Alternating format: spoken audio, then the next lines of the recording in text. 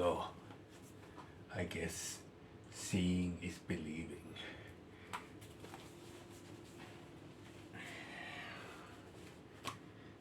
Okay. I come closer now. I could do it like this. It's very funny. Or even walk like this.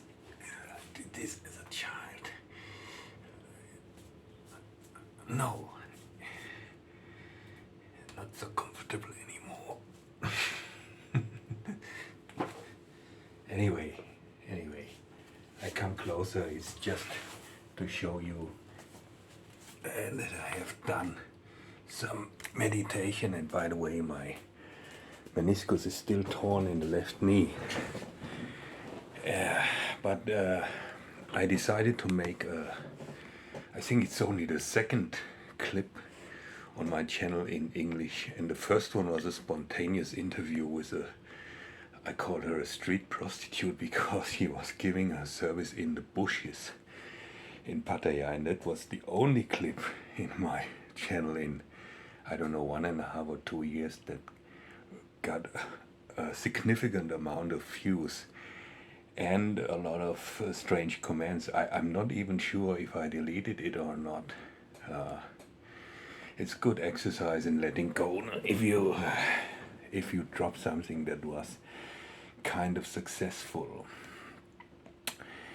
Now I decided to make this in English to reach a couple of other viewers who are interested in meditation. Usually I don't give any advice there because I think you should apply the Zen practice to your daily life and exercise letting go in concrete situations and meditate in a way that if there is a feeling coming up that makes you judge something, or if you feel anger or greed or other things that might stand in your way arising, to detect them early and rather watch them with a neutral eye and see what happens then,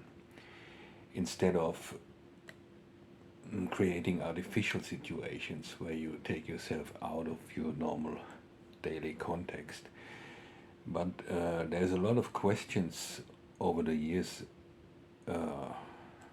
from beginners especially, because their teachers advise them to count their breaths if they're not able to get in a concentrated state. And I might be a thief. I googled it, I couldn't find it because I've read a lot. I've not seen so many teachers in my life, but I can't really remember if it's my own idea or not. Probably not. Please write it in the comments if you know who has the copyright on this. But I think that the counting is done wrongly. If you really have to count, if that helps you, and even advanced meditators do it. As I said, I wouldn't recommend it at all, but if you want to do it, I tell you about a method that you might not have heard of. You don't do the math. You're not a child. You're not counting from 1 to 10. I think you can do that already. And you are not bothered with numbers and going back from 10 to 1.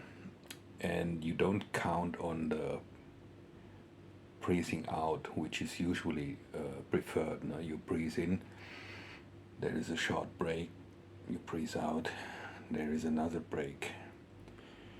Now there's exercises by guys who like to hold their breath for a long time. There's a famous guy, I think, from the Netherlands on YouTube, who has perfected it, and there is a yoga exercise I found out is called, I think, 4-7-8. So you count to 4, breathe in, hold your breath, count to 7, and breathe out to 8. Besides the holding of the breath, which is an exercise you need. For example, if you shoot, you will probably be very conscious of that point where you hold your breath and stabilize your hand, for example. This rhythm of extending your breathing out to, let's say, double the length of breathing in is quite a good idea. And I think you could ask if you're an asthmatic like me, or if you see your doctor again, especially a doctor, a pulmonologist, or a specialist for the lung, how effective it is if you learn not only to breathe from your tanden, your stomach. So if you lie down, you put your hand here or a book, and you see that actually when you breathe in, you don't do it with your breast only. You mainly do it with the stomach. So you fill your stomach with air, and you go down to 6 to 8 breaths per minute. I think that will be good for your health, and ask the doctors if you don't believe me. But the main point in my recommendation is you count on the break. I'd like to call it the break of death, because if you've ever been with someone dying, there is a last breath. No? Someone will breathe in and then maybe not really breathe out, but the air will leave him. We have those funny movies now where air is leaving corpses long after they're dead anywhere, no? But there is the breathing out and there is no breathing in, so the person is dead. This point is the most important, I would say, to concentrate on. And on this point, you would count 0. And if you breathe in again, breathe out, maybe double the length. Now you focus on this point before you breathe in again, and you count 0 again. There is no 1, 2, 3. If you want to imagine anything, if you want to use a word in your mind, a number, it should be 0. Because the main thing you have to deal with in Zen is emptiness, is shunyata. That is the experience you want to get, to know what your nature is, the nature of things, and what it means to let go, and why there is a good reason to do it with something we still feel to be important, that is our ego. No? We have to deal with, and we have to find an arrangement how to manage that ego with some truth, or that might be there, that is called shunyata, or emptiness.